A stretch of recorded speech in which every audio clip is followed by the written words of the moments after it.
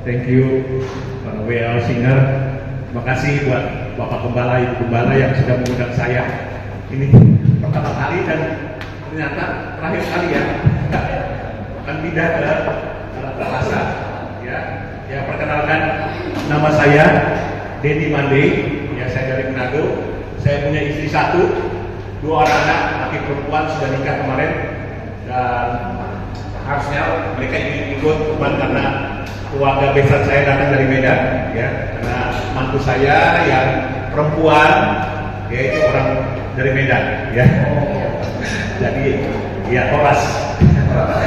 Ya, puji Tuhan, anak saya yang satu Michelle ada di Solo, ya, suaminya adalah full timer di media KMS Mawasaron, ya. Dan saya bersyukur, terima kasih khususnya buat Jason Dita yang sudah menghubungi saya, ya, karena sudah lama kita nggak ketemu, sama-sama pelayanan di Garnison, ya. Ya, saya sudah bersyukur sekali, ya, saya diberikan kesempatan oleh Tuhan untuk dapat melayani Tuhan. Jadi saya tadi ngomong dengan Bapak Gembala, bagaimana sebetulnya 4 tahun yang lalu, ya, pada waktu COVID lagi sedang tinggi-tingginya, saya mengalami heart attack, serangan jantung, penyumbatan 100%, dan waktu itu benar-benar saya jam 4 pagi, saya letak, ya, dan tiba-tiba napas saya sesak, anak saya bawa ke rumah sakit Jantung Harapan Kita, dan waktu dicek di rumah harapan kita ternyata penyumbatan 100%. Tapi saya bersyukur hari Sabtu itu, kalau biasanya katanya dokter nggak ada, apalagi lagi COVID, ya, dan puji Tuhan ada seorang dokter anak muda, dia seorang Kristen, dia katakan, Bapak tenang, berdoa aja dulu. Wah, saya bersyukur banget, ya. Dan waktu di rumah sakit setelah ditangani cepat, ya, nah ini yang membuat saya frustasi, ya, karena HP semua dipegang, disembunyikan, ya, dan saya dimasuk ke ruang isolasi COVID, ya, gitu masuk ke ruang isolasi itu, ternyata orang masuk keluar mati. Waduh, benar-benar ternyata bisa takut juga, Pak, ya. Dalam ketakutan itu saya ingat sekali jam 1:30, saya dalam ketakutan, saya mengalami ketakutan yang luar biasa, dan malam hari itu saya didatangi oleh Tuhan Yesus. Dia katakan, anakku, jangan takut, aku akan menyembuhkan kau. Dan pada malam hari itu jam 2 pagi saya tiba-tiba bernyanyi, ya, Tuhan memberikan saya satu lagu, ya, yang judulnya Tuhan Yesus Penyembuhku, itu ada di YouTube. Dan saya bersyukur setelah keluar dari rumah sakit 5 hari saya dinyatakan negatif, saya boleh keluar, ya. Dan waktu itu dokter bilang masih ada, harus dipasang ring lagi kurang lebih 3 hari lagi. Tapi saya bersyukur sekali pada waktu saya sedang mengikuti ibadah online, saya mendengarkan satu khotbah tentang nama Yesus, dan disitulah saya langsung berteriak, darah Yesus menyembuhkan aku. Dan waktu saya berteriak itu, saya kaget, mereka lari ke atas, pikir saya seperti saya teriak nama Yesus, kan, darah Yesus, darah Yesus. Dan waktu anak saya ke atas, dan saya merasakan itu ada seperti tangan itu masuk ke dalam jantung saya, dan dia memegang tangannya seperti ada aliran strum masuk situ. Dan puji Tuhan, cita-cita saya dicek di dokter, ternyata saya tidak perlu lagi pasang ring, ya. Bahkan dokter bilang saya diberikan jantung baru. Puji Tuhan. Dan itulah membuat saya akhir ini, bukan akhir ini, sejak peristiwa itu semangat saya terus melayani Tuhan berbuat-buat, ya, melayani Tuhan. Saya bilang, Tuhan, saya mau, Tuhan, kesempatan Tuhan yang Tuhan berikan kepada saya pergunakan untuk memuliakan nama Tuhan. Karena ternyata masih banyak tugas yang masih belum selesai, ya. Dan saya banyak dipanggil kemana-mana melayani. Kemarin saya di Australia kurang lebih 3 minggu, di Kalimantan hampir sebulan saya keliling Kalimantan dan kemana-mana. Dan habis ini juga saya akan pelayanan kemana-mana, ya. Dan puji Tuhan, ya, Tuhan memberikan saya kesempatan yang luar biasa. Saya boleh melayani Tuhan, ya. Dan sore hari ini, ya, Tuhan menyampaikan suatu waktu. Sinta menghubungi saya tanya Tuhan, apa yang saya mau sampaikan firman Tuhan, ya. Dan dalam pergumulan saya berdoa kepada Tuhan, Tuhan memberikan kepada saya untuk saya sampaikan adalah bagaimana hidup kita ini mempunyai impact, ya, hidup kita berdampak, ya. Mungkin selama ini kita udah menganggap hidup ini seperti biasa-biasa aja, ya. Pokoknya rutinitas yang kita lakukan itu biasa aja, pokoknya masuk gereja, tapi kalau kita hidup kita ini berdampak di tahun 2024 khususnya, ya. Bagaimana hidup kita ini, ya, kita harus menjadi berdampak bukan hanya bagi orang tua, tapi dimulai dari keluarga, dari rumah tangga, ya. Bagaimana kita lihat sekarang ini banyak sekali orang terlalu sibuk, ya, dan tidak pernah menyentuh keluarga, ya. Keluarga ini adalah hal yang luar biasa yang harusnya menjadi hidup kita yang dimulai dari keluarga. Nah, kita lihat, bentar saya ambil ini ya, hidupin, sorry, ini di sini ya, mana? Ini ya. Coba nggak pakai kacamata.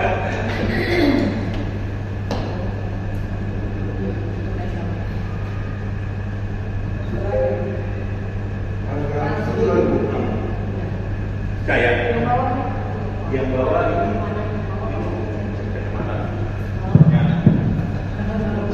ya, usia saya sekarang ini adalah 67 ya. Oke, tetap semangat. Kalau saya kalau nyanyi apalagi mungkin bisa loncat-loncat. Ya, selama ini hidup berkristenan kita anggap itu biasa aja ya. Ya, sebetulnya apa yang Tuhan mau adalah hidup kita ini berdampak, ya. Tanpa kita sadari, kita sebetulnya dalam kehidupan kita sehari-hari kita sudah memberikan dampak, ya. Mungkin dampak yang kecil, ya.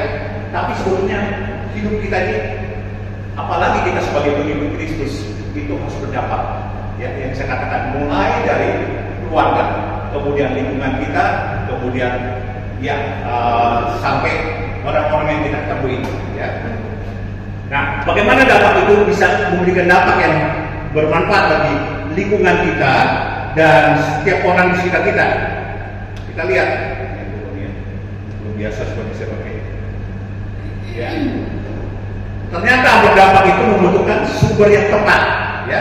Karena sumber yang tepat itu adalah Yesus sendiri, ya. Yesus sendiri adalah sumber dampak. Kalau kita yang hidup dalam Kristus, pasti hidup kita berdampak, ya. Kalau orang tidak dalam Kristus, ya, boleh dikatakan berdampak tapi tidak konsisten, ya. Kalau hidup kita dalam Kristus, pasti hidup kita akan berdampak, ya. Kita lihat dalam 1 Yohanes 4:7, 10, 14, ya. Saudara-saudaraku yang kekasih, marilah kita saling mengasihi, dan sebab kasih itu berasal dari Allah, dan setiap orang yang mengasihi lahir dari Allah dan mengenal Allah, ya. Barang siapa tidak mengasihi, dia tidak mengenal Allah, sebab Allah adalah kasih. Dalam hal inilah kasih Allah dinyatakan di tengah-tengah kita, yaitu bahwa Allah telah mengutus anaknya yang tunggal ke dalam dunia supaya kita hidup olehnya. Inilah kasih itu, bukan kita yang telah mengasihi Allah, tapi Allah yang telah mengasihi kita dan yang telah mengutus anaknya sebagai perdamaian bagi dosa-dosa kita, dan kita semua akan melihat dan bersaksi bahwa Allah telah mengutus anaknya menjadi juru selamat dunia, ya. Jadi sumber daripada hidup kita berdampak itu adalah Kristus sendiri, ya. Kalau kita hidup dalam Kristus, ya, hidup kita akan berdampak. Jadi itu sudah dimulai dari rumah tangga, ya. Jadi saya saksikan bahwa sejak saya berumah tangga, saya tidak pernah mengajak istri saya untuk supaya bisa mengikuti keyakinan saya. Tapi bagaimana waktu terjadi perubahan dalam hidup saya dan dia melihat, ya, sehingga satu saat dia katakan, aku mau ke gereja, ya. Jadi inilah bagaimana kalau kita hidup kita dalam Kristus, ya, kita adalah gambaran dari sebagai suratan dari Kristus, itu harus menjadi dampak. Ya, pembantu saya juga itu banyak yang Muslim. Tapi tadi saya tidak pernah ikutin, tapi begitu mereka melihat kasih itu ya, bagaimana saya memperhatikan mereka makan, saya tidak pernah membedakan makan itu yang berbeda. Akhirnya pembantu saya bertobat dan terima Yesus dan mereka minta dibaptis.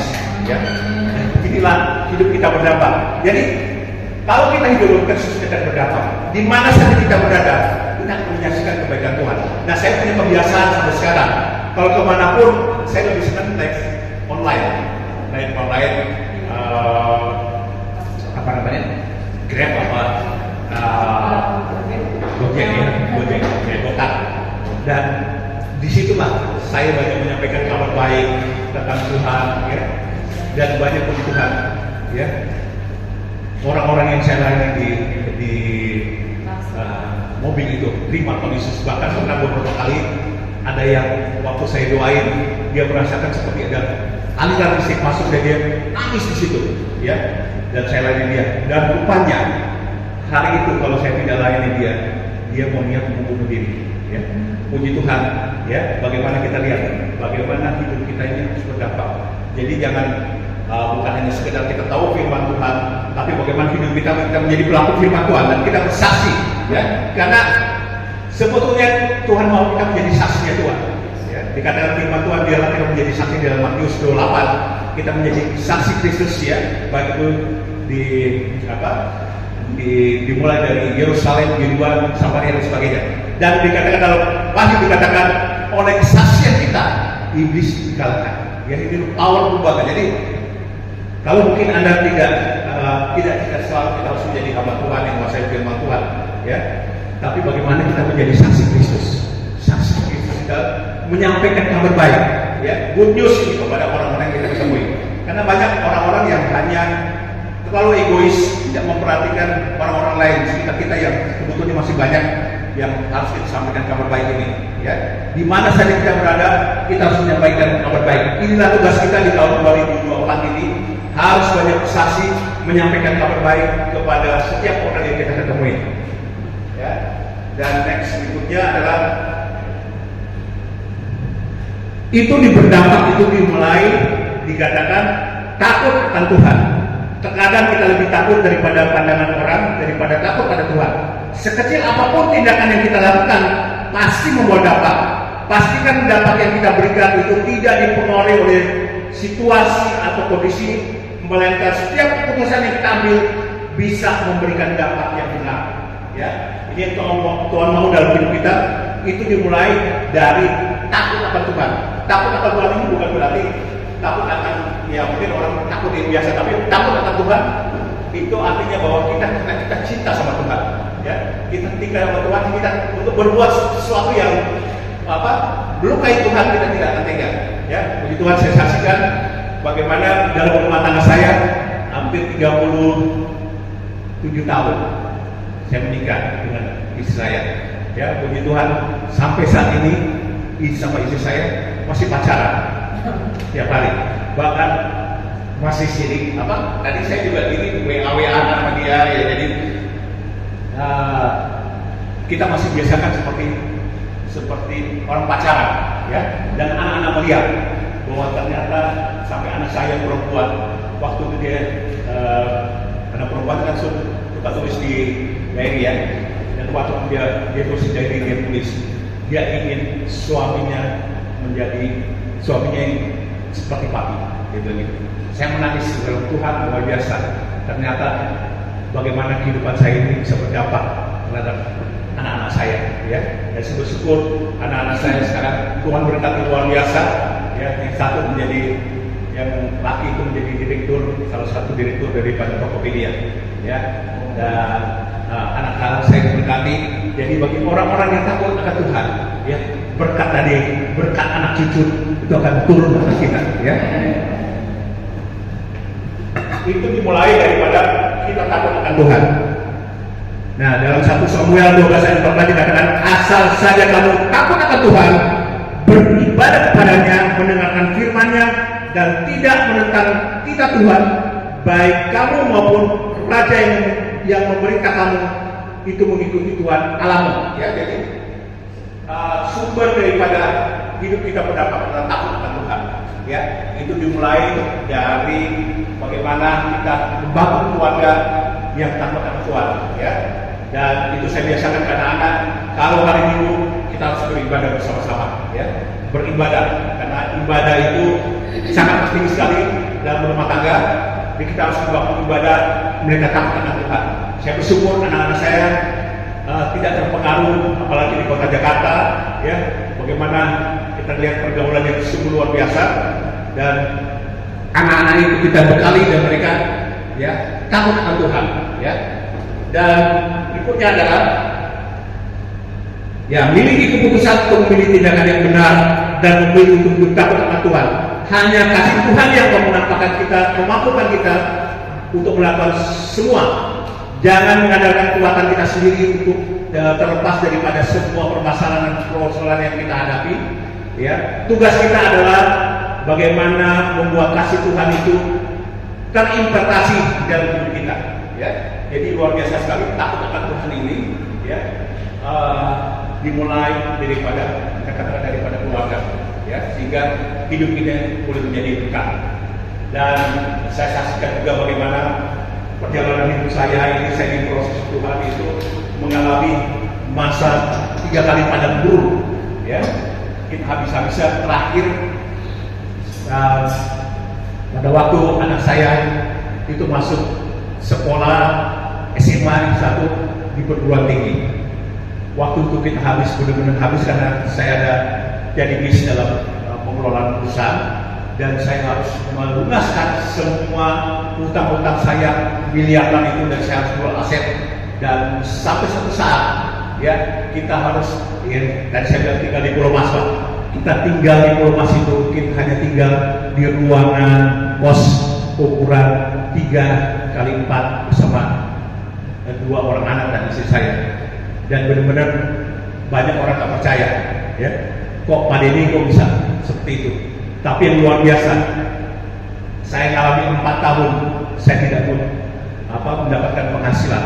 Semua usaha Tuhan tutup, dan sampai satu titik di mana anak saya harus masuk kuliah.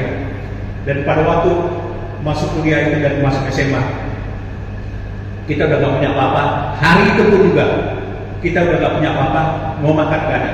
Kita hanya bergandeng tangan dengan anak saya, dengan istri.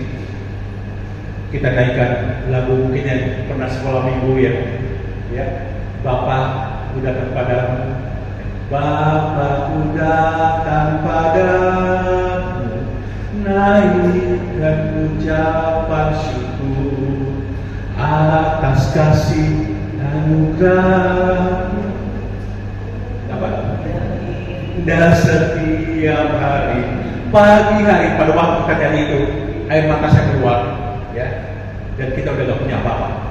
Dan yang luar biasa, pada waktu kita habis memuji Tuhan, mengucap syukur, jam 10 pagi, saya ingat sekali, tiba-tiba pintu saya diketok, ya, seorang ibu yang sampai saya lupa tanya, sampai saat ini saya lupa ucap siapa itu, Tuhan kirim. Seorang ibu dari Jawa Tengah, dia katakan, Pak, saya dikirim Tuhan untuk ketemu Pak Denny. Dan apa tahu, dia berikan saya isinya amplop yang cukup banyak, ternyata cukup untuk membayar uang kuliah anak saya dan anak ini istri saya. Dan yang luar biasa, hari itu yang saya katakan tidak bahkan, dia katakan, Pak Denny, aku ambil di baju di belakangnya, buat ambil sedan, ya.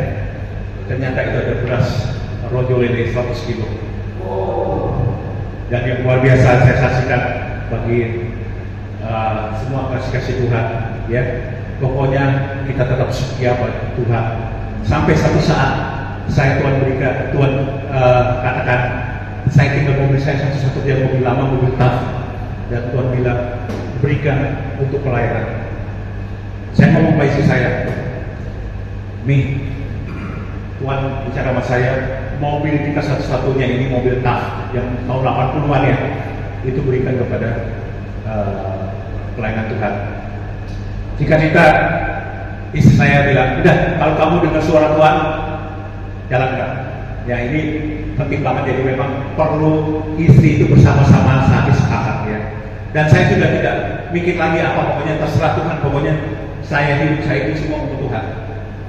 Dan waktu beberapa hari kemudian saya datang ke suatu pesta pernikahan di Plaza Indonesia. Saya ketemu dengan seorang pengusaha, dia katakan, baru saya ketemu loh pengusaha itu. Pak Denny besok datang ke tempat saya. Saya pikir mungkin dia tahu saya nggak ada kerjaan, ya. Kemudian saya datang ke tempat dia. Waktu saya ketemu saya di ruang tamu, dia keluar dari pintunya, dari ruang kerjanya. Dia bawa satu amplop plastik, ya. Ternyata isinya apa, saudara tahu? STNK BPKB.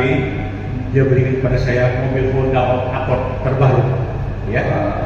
Ini luar biasa. Jadi saya saksikan di sini, jangan kita hitung-hitungan sama Tuhan. Kalau Tuhan sudah menyertai kita, ya, tidak ada satupun Tuhan yang pernah meninggalkan kita. Jadi yang penting dalam khususnya di tahun 2024 ini, kalau kita mau hidup kita berdampak, ya, kita harus percaya Allah kita Allah yang Immanuel, Tuhan beserta dengan kita. Immanuel itu berkata bahwa Tuhan selalu bersama dengan kita, ya. Mungkin sudah sering kita dengar, sering baca ya, tapak di pasir ya. Ya, ternyata waktu dia tanya, ini siapa yang Tuhan di mana? Tuhan menggendong kita ya.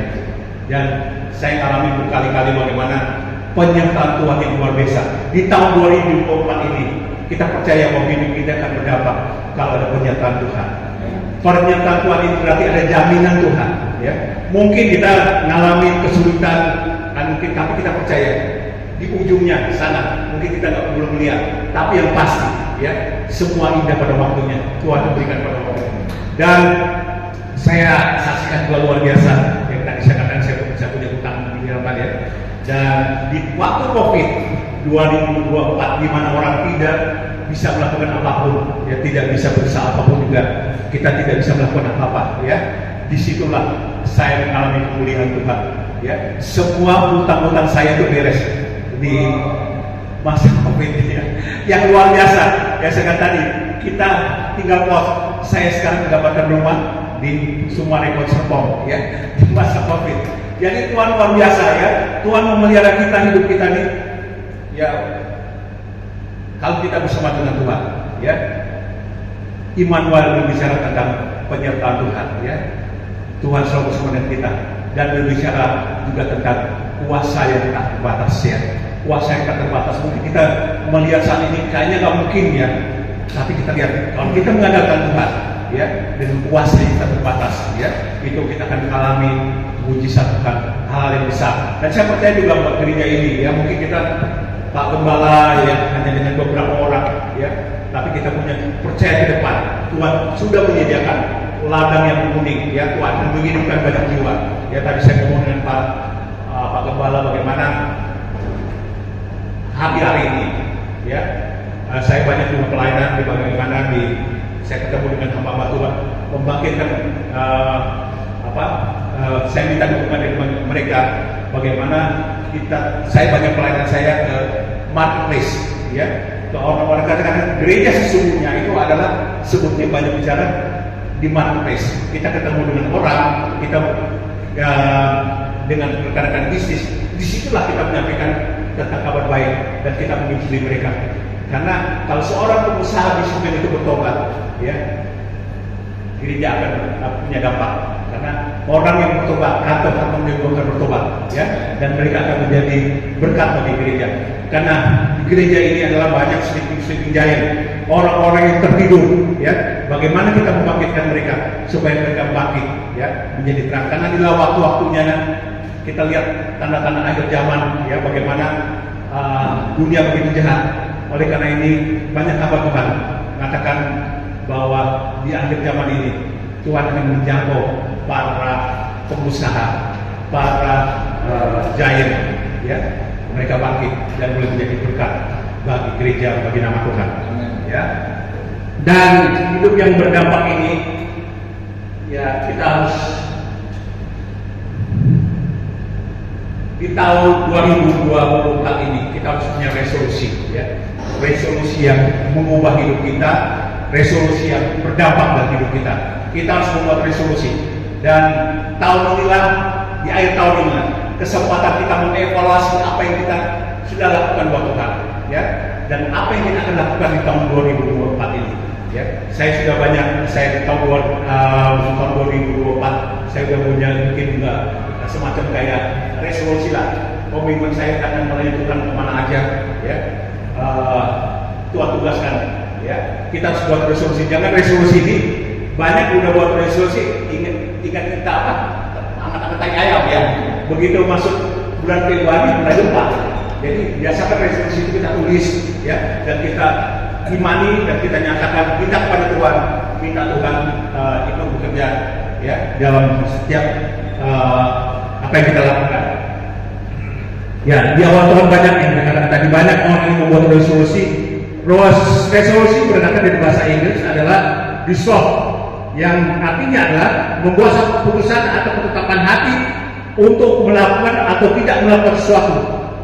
Sebagai orang percaya, resolusi yang harus kita lakukan, ya, bukan saja dapat mengubah hidup kita, tapi berdampak dalam hidup kita.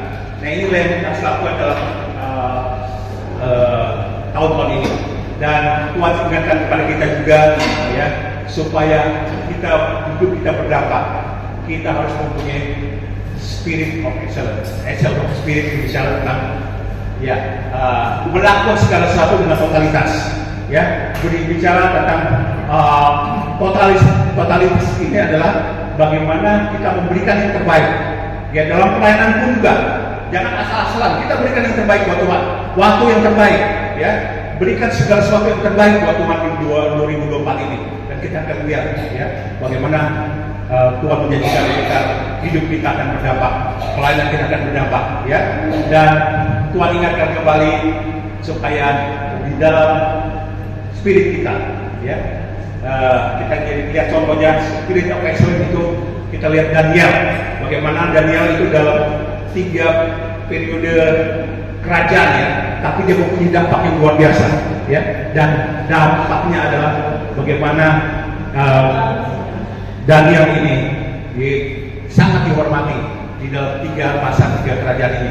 Dan Daniel ini adalah orang yang punya suatu hikmat yang luar biasa, ya. Kita lihat Daniel, ya, dan Daniel kita lihat contohnya adalah orang yang selalu berdoa, ya, walaupun mau dihukum segala macam, tapi kita lihat Daniel tetap mencari Tuhan, dan kita lihat dampaknya adalah Daniel dipermuliakan oleh Tuhan, ya. Hidup kita harus berdampak, dan kita diingatkan kembali kepada Tuhan, ya, untuk kembali kepada cinta mula-mula, ya.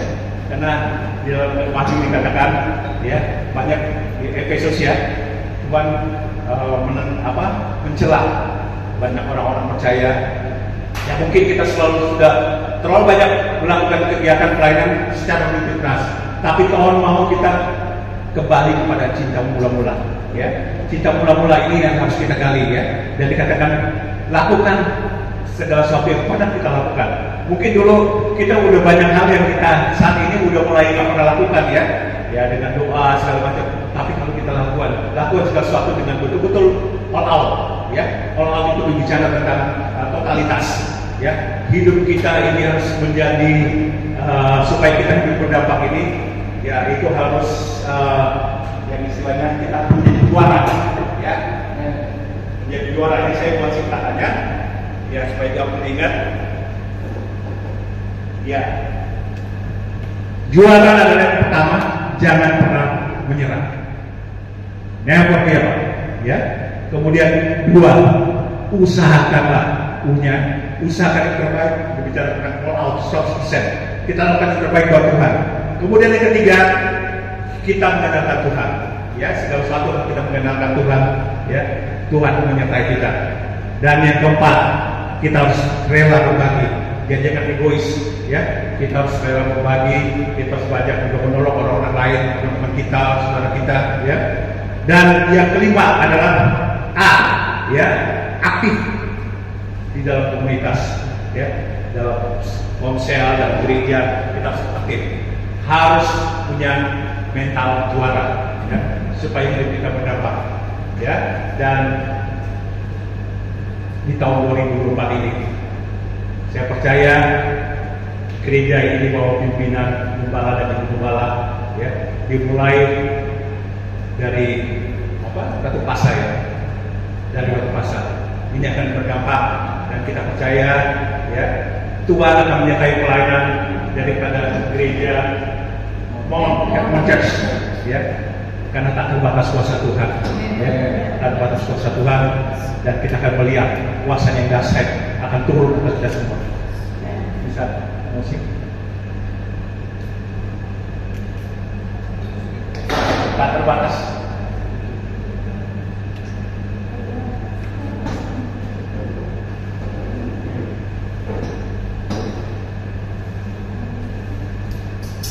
Ya, saudara, kalau kita mau mengalami hidup yang berdampak, ya, biarlah di akhir tahun ini kita boleh membuat suatu komitmen kepada Tuhan, membuat suatu resolusi kepada Tuhan, dan kita minta kuasa Tuhan, penyertaan Tuhan menyertai kita.